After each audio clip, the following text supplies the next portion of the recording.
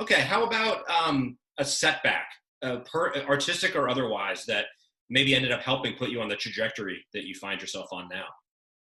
Well, I mean, when we talk about Shuggie and when we look at the book, we're writing about a teenage boy that grows up in quite crushing poverty. And I myself didn't read a book, I think, until I was about 16 or 17. And it's because school was just bedlam.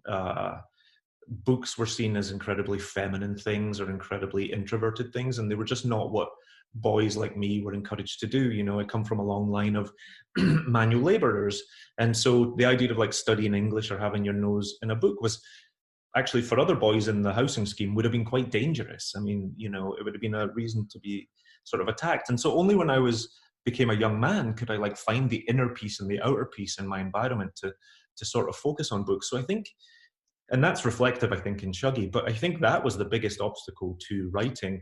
I was dying to study English literature at college, to go away and do it, but it was too late for me. I'd missed too much of it, and I hadn't sort of come off the right foot as a start.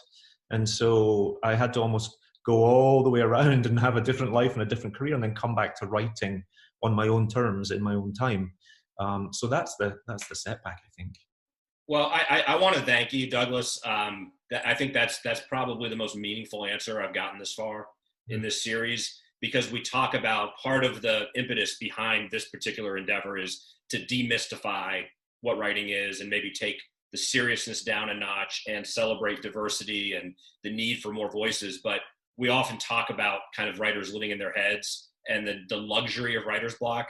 For a writer to talk about real setbacks and to thrive despite lack of encouragement or outside enthusiasm is a genuine act of heroism in my view. So I want to celebrate your achievement on so many levels there, and just kind of give you a high five from Right.